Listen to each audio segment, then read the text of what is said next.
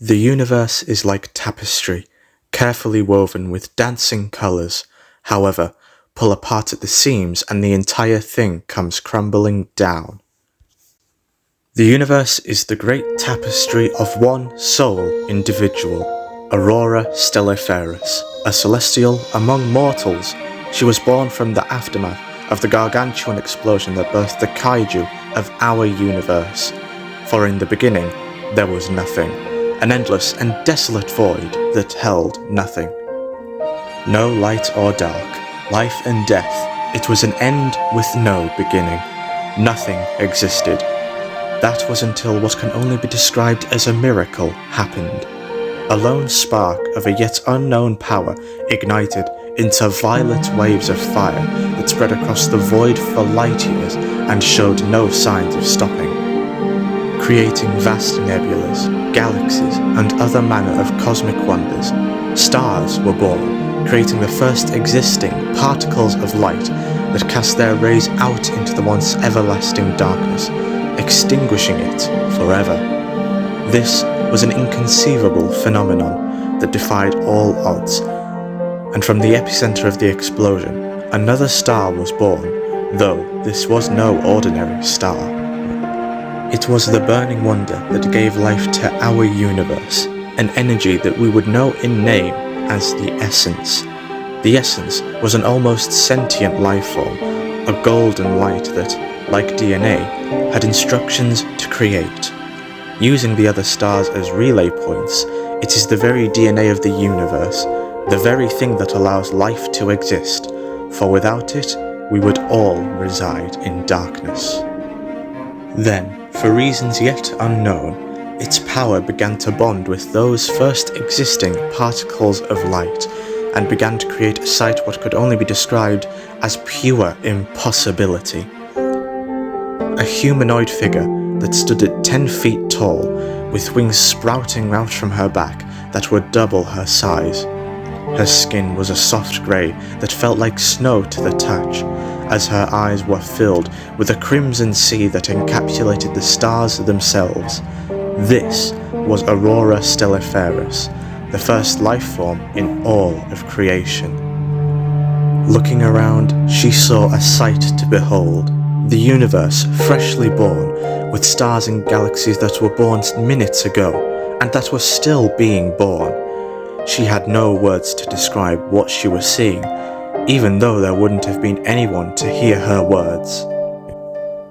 And though she was born mere moments ago, the knowledge and power from this star filled her head instantaneously, filling her with knowledge that did not yet exist in writing, nor any other physicality. The star, or rather, the Essence, had passed down its instructions unto her. The role of a celestial was to see the gift of life thrive for eternity, and to prevent the nothingness from ever returning. Or at least, that was what was originally intended. Whether it was born from a misunderstanding, or pure selfishness, it seems Aurora would have different ideas. Harnessing her power and knowledge, she took hold of the Essence Star itself, and with all her might, she trapped it in her grasp, as in the blink of an eye, she removed both the star and herself from the universe. Seconds later, they would reappear, but not where they were before. Now they were in the nothingness. More specifically, they had reappeared outside of space and time, where the light had yet to reach them. Looking down from where she was, Aurora could see the universe from above, its stars and galaxies still burning anew. Next, Aurora turned her gaze towards the star. Conjuring all the knowledge that the star had given her, she had created a spherical prison of the strongest materials yet unknown to mankind. The star could no longer spread its divine power, and was thus sealed away for eternity. Over the course of many millennia, Aurora would build herself a castle of wonder, spires that reached high, as every wall of the castle was crafted by her hand and built to ultimate perfection. Alongside this castle, she built an endless horizon of dystopian factories that formed a ring around the castle. These factories were to produce everything and anything she needed to keep her tyrannical eye over the universe. Manning these factories would be poor and near broken life forms known as lesser forms.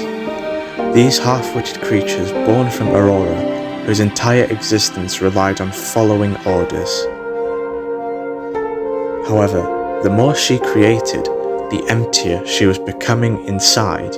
It was a feeling she had tried to ignore for the longest time. She had everything: power, control. What was this invisible force that drove her to near madness?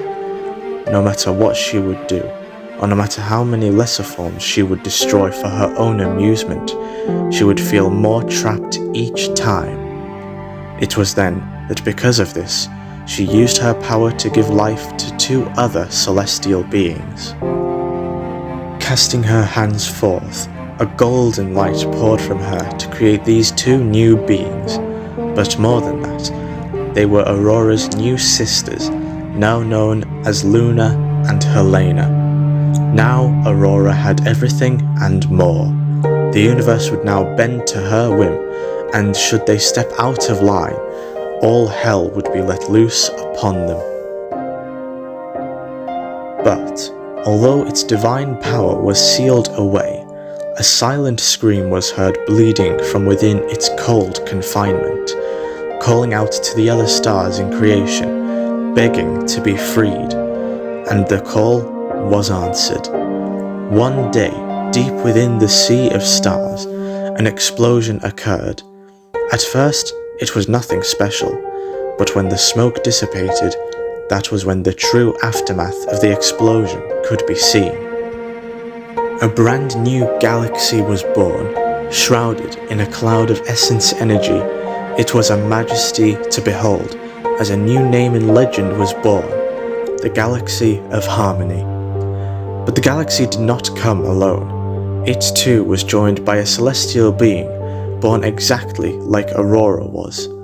Unlike Aurora, however, this celestial was a kind and gentle spirit, understanding her true purpose as protector, not oppressor.